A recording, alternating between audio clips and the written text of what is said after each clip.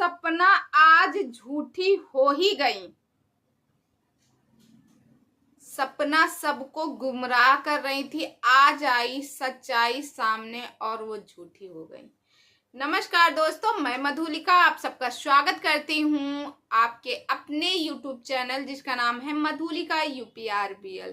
तो दोस्तों आज मैं बात करती हूँ सपना के बारे में, यानी स्नैपी गर्ल के बारे में। जैसे कि आपको मालूम है आज लगभग 10 दिन हो गए सपना की लाइफ में क्या चल रहा सबको पता है, किसी को ये बताने की ज़रूरत नहीं है, मगर फिर भी थोड़ी सी मैं बात करती हूँ कि आज ये बताऊंगी कि सपना आखिर क्यों झूठी हुई, सपना आखिर क्यों झूठी हुई।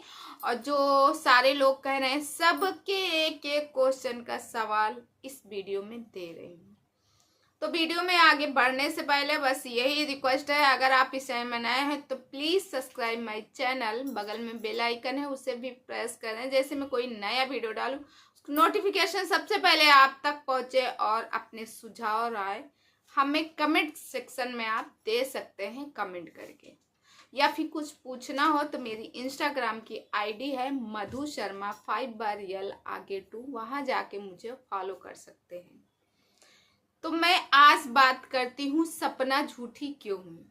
दोस्तों जैसे कि आपको पता है कि सपना की लाइफ में क्या चल रहा है, सपना की लाइफ में क्या चल रहा है। सपना अपना ससुराल छोड़ चुकी है, किसी से ये बात छुपी नहीं है। सपना अपना ससुराल छोड़ चुकी हैं और ससुराल छोड़ने के बाद वो थी शिवी के घर में।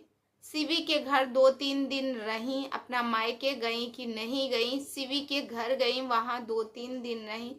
फिर उसके बाद वहीं ग्वालियर में उन्होंने रेंट में शिफ्ट हो गई किसी बिल्डिंग में जाके, रेंट उसका देती हैं। और रही उनकी बच्ची की पढ़ाई, तो बच्ची का एडमिशन नहीं हो पा रहा क्योंकि इस टाइम सितंबर का महीना है और इस मंथ में एडमिशन तो हो ही नहीं सकते। भाई मैं तो यूपी की हूँ, यूपी में अगर आपको अच्छे स्कूल ढूंढने हैं तो आपका जनवरी या फरवरी में फॉर्म पड़ते हैं, मार्च अप्रैल में एडमिशन, क्योंकि अप्रैल से नया सेक्शन चालू हो जाता है।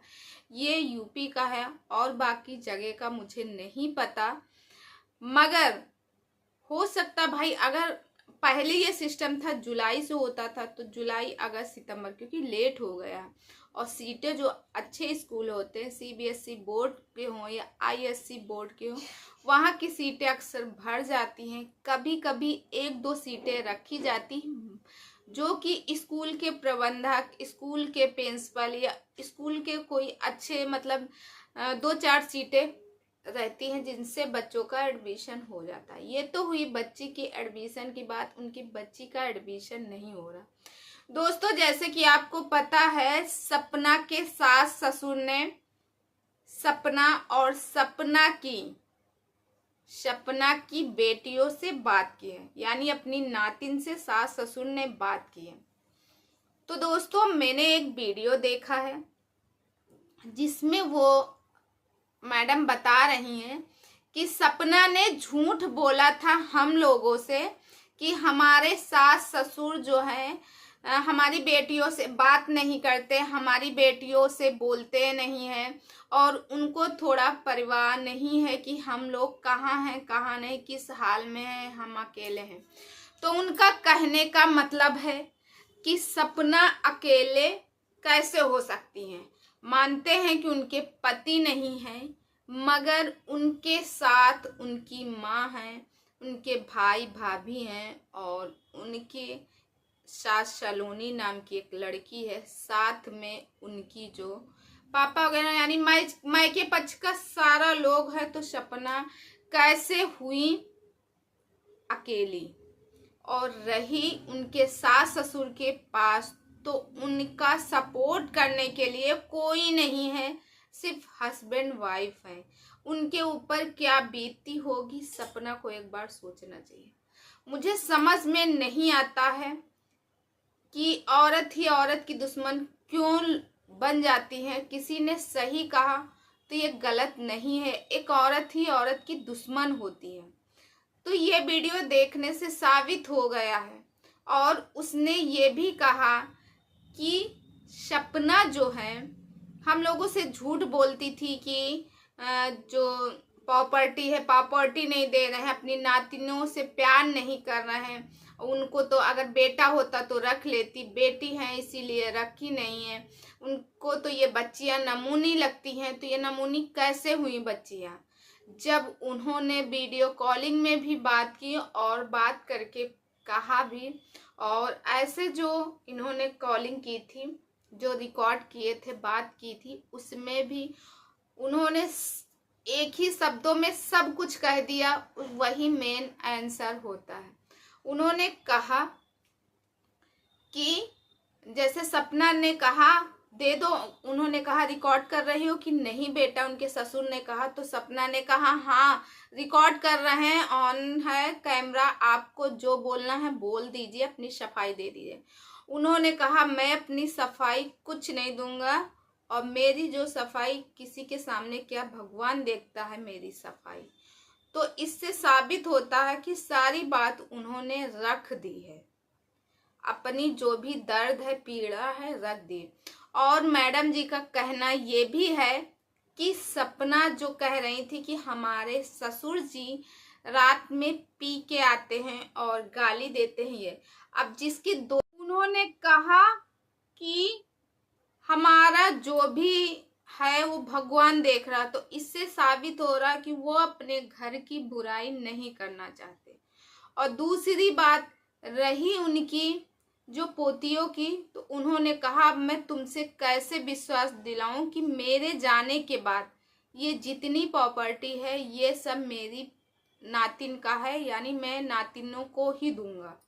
और रही बात जेवर की, जेवर वगैरह वो इस वजह से नहीं देना चाह रहे, हो सकता है कि उनके अंदर ये डर हो कि कहीं मैं इनको जेवर दे दूं और कहीं उसके बाद ये अपनी सारी प्रॉपर्टी दे दूं, तो ये कहीं दूसरी शादी ना कर लें और लेके चली ना जाएं। क्योंकि जब ये अलग हो गई, इतना बड़ा कदम उठा ली हैं, तो शादी भी कर सकती हैं। किसी के माइंड को कब किसका माइंड चेंज हो जाए ये कुछ नहीं कहा जा सकता।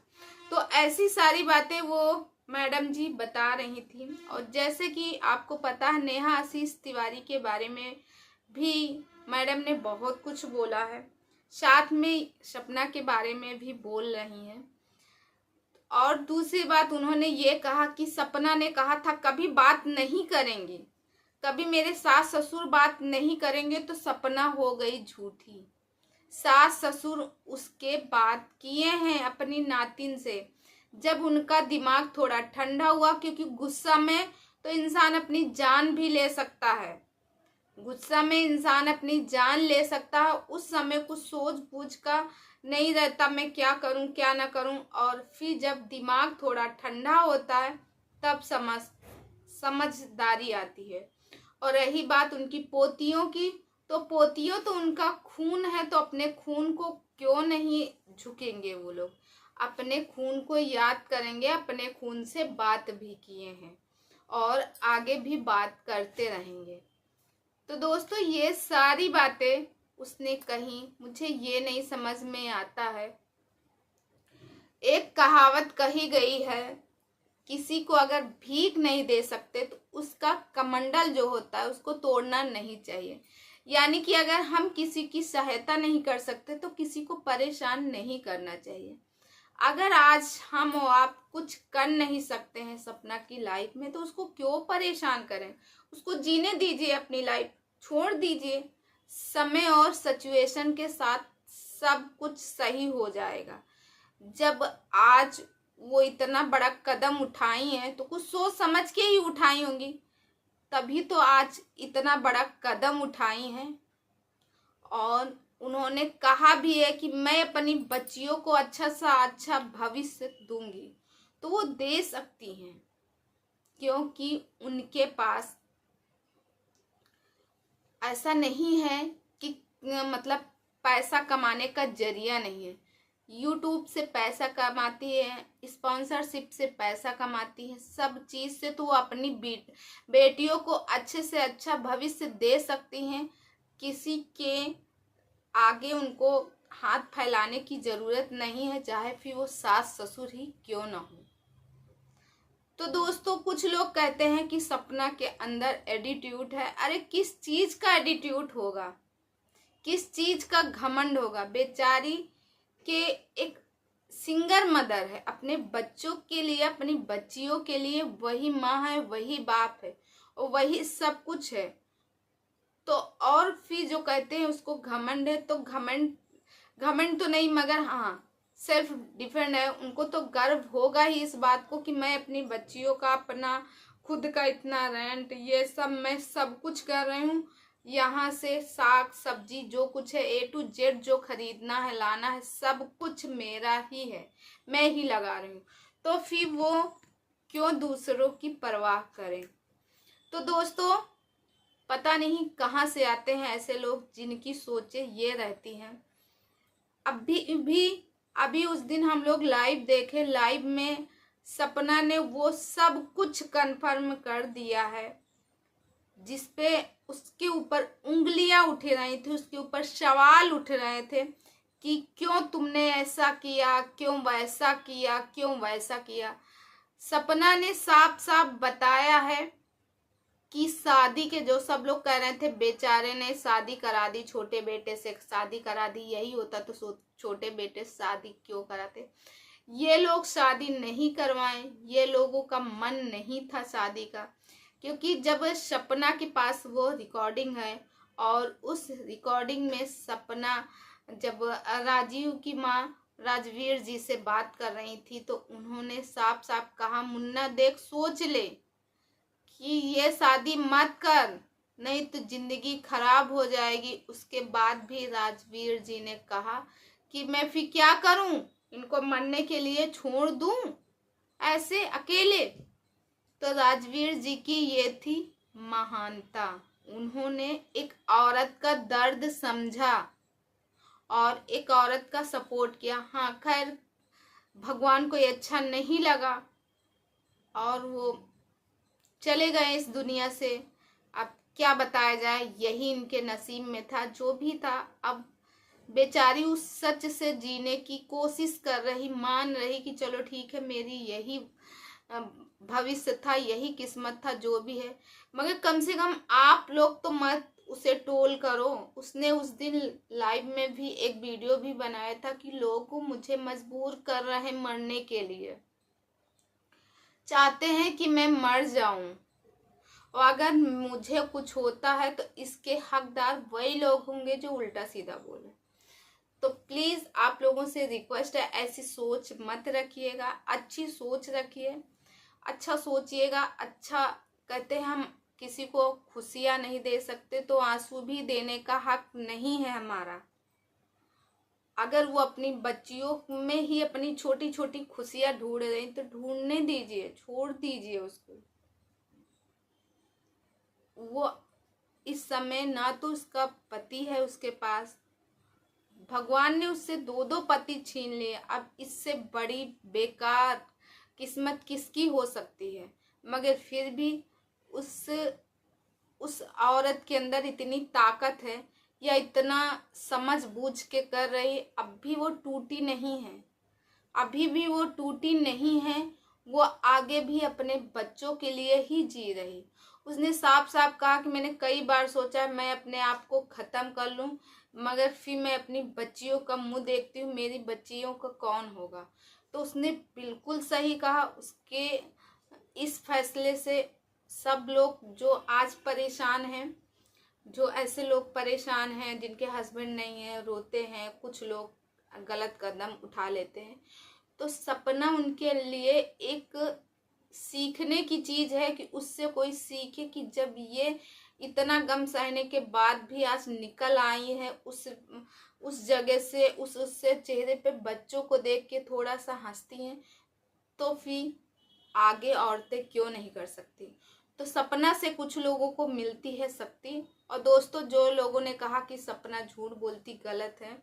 सपना ने कहा था दादी बाबा कभी नहीं बात करेंगे और उन्होंने बात किया है, तो सपना हुई इस बात के लिए झूठी। तो दादी बाबा ने बात की, अच्छी बात है। सपना भी कहीं कि अच्छा लगा मुझे जान के। अब दोस्तों अगर आप लोगों को कुछ सुझाव देना हो तो प्लीज़ कमेंट सेक्शन में कमेंट करके ज़रूर बताइएगा। मैं मिलती हूँ नेक्स्ट वीडियो में, तब तक के लिए राधे राधे।